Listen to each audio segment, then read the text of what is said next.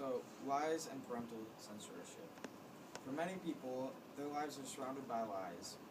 Parents use lies all the time to keep their children from the hard truth, sometimes. In the book, The Curious Incident of the Dog in the Nighttime, by Mark Haddon, Christopher lives with his father in England. His father told him that his mother died because she had an affair, and for 2 years he believed his father, until he found letters sent to him recently from his mother. This scene unravels all a lie that's been in place for 2 years, and the start of Christopher's journey to find his mother.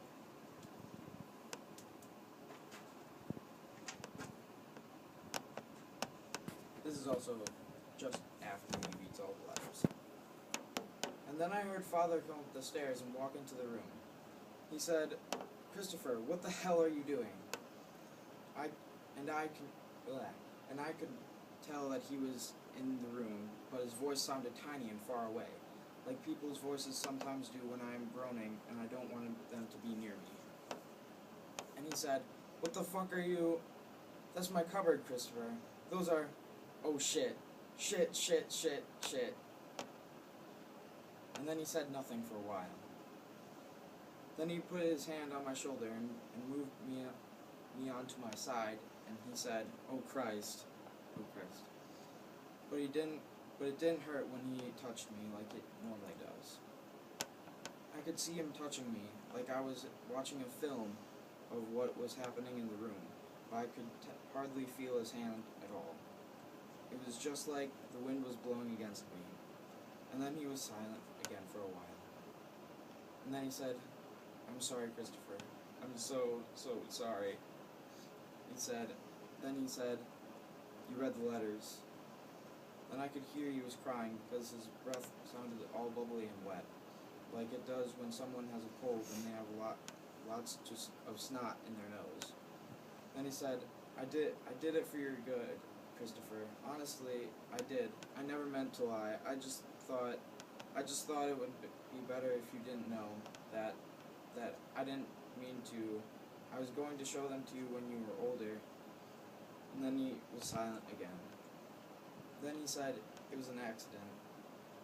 Then he was silent again.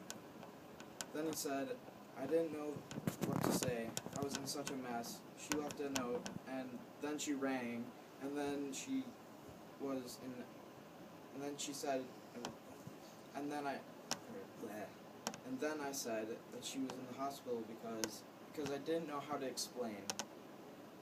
It was so complicated, so difficult, and I said that she was in the hospital, and I know it wasn't true, but once I said that, I couldn't change it.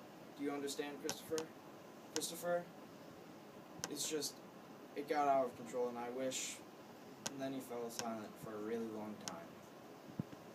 Then he touched me on the shoulder again and said, "Christopher, we have to get you cleaned up, okay?" He shook my shoulders a bit, but I didn't move. And then he said, "Christopher, I'm going to go to the bathroom.